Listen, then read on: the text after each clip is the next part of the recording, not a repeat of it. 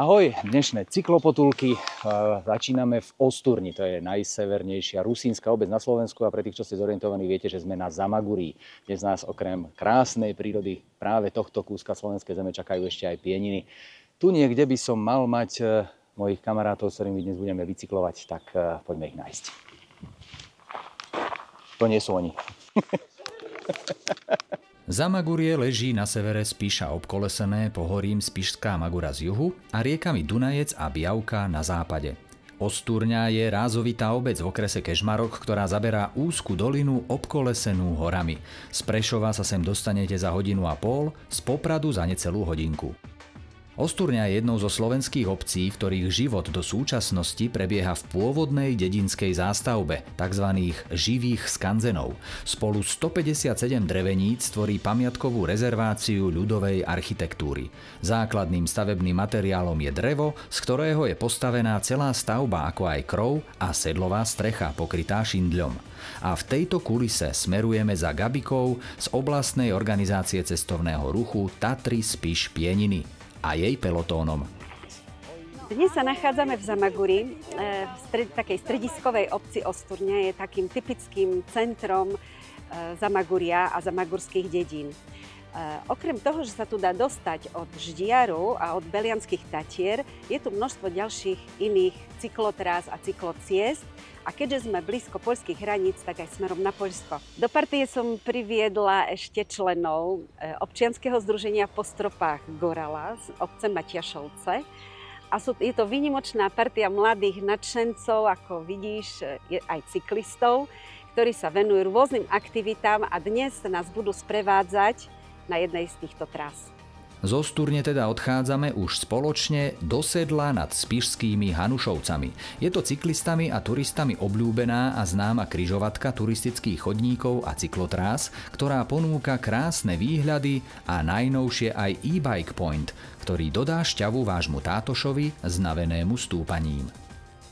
S našim občianskym združením Po stopách Gorala vlastne riešime naučné trasy, zameriavame sa aj na cyklotrasy, skôr toho horského charakteru, čiže nie tie po cestách. Aktuálne máme úspešnú realizáciu prístrežku s vyhliadkovým molom a teraz pracujeme na takej prírodnej saune, kde vlastne budeme robiť zážitkový taký relaxačný priestor, aby tam ľudia mohli prísť sa vysaunovať. Ďalšími vecami sú pozorovateľne nejaké mostiky, naučné veci ako lesná pedagogika a podobne. Ten vzostup elektrocyklistiky pomohol vlastne aj tomuto regiónu, lebo tuto to je vždy len o kopcoch. Myslím si, že práve tá elektrocyklistika vie prilákať ľudí do týchto horských oblastí, pretože klasický bicykel dáva zabrať, takže aj ľudia, ktorí sú možno menej zdatní, si tu prídu na svoje. V Hanušovskom Sedle sa musíme s mladými cyklistami rozlúčiť, pretože majú dnes ešte prácu na budovaní nového prístrežku. Mňa čaká zjazd do Hanušoviec, kde si urobím malú zastávku na peknom mieste. Kaštiel Hanus kedysi chátral, no potom ho do parády zobral farmársky rod Krempaských a stvoril z neho toto. Dnes to bolo len krátke občerstvenie, no na dobrý Wagyu steak sa tu ešte určite zastavím. Ako som na začiatku spomínal, sme v kraji, ktorým preteká ikonický Dunajec. Jedna z dvoch slovenských riek, spolu so svojím prítokom Popradom, ktorá odvádza vodu z nášho územia na sever, do Baltského mora. Malebný prielom Dunajca sme už v cyklopotulkách navštívili, no a teraz je čas skúsiť jeho splav.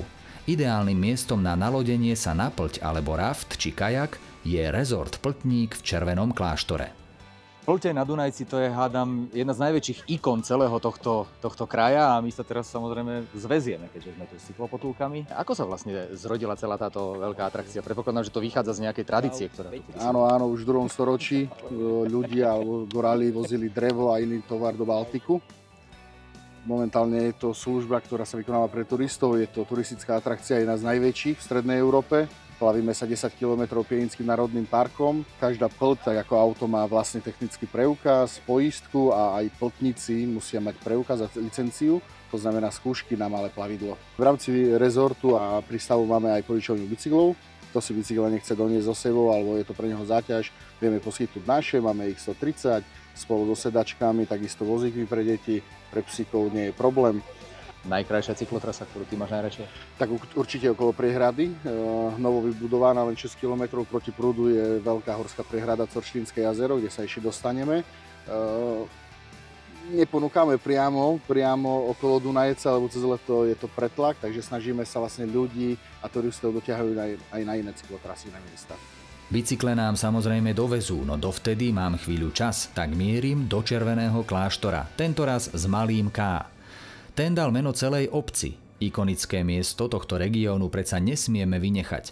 Múzeum v priestoroch kláštora Kartuziánov a neskôr Kamaldulov každý rok navštívia 100 000 turistov.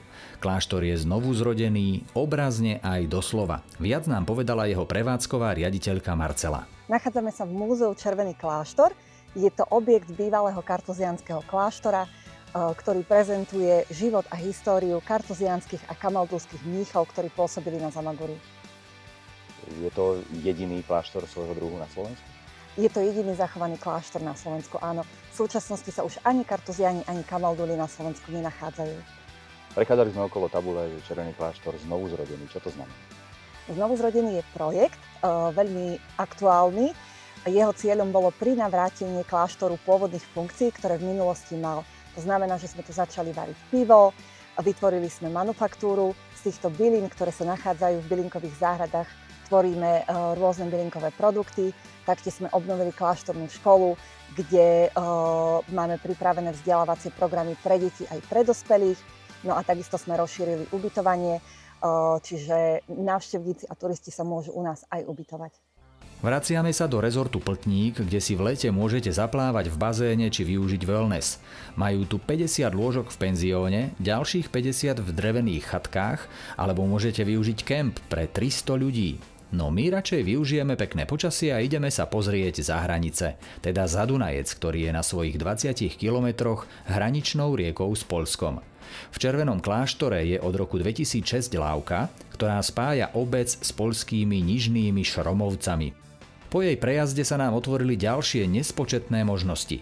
Cyklotrasa k Čorstinskému jazeru a rekreačnému stredisku v obci Nedeca, mimochodom rodisku legendárneho slovenského herca Michala Dočolomanského.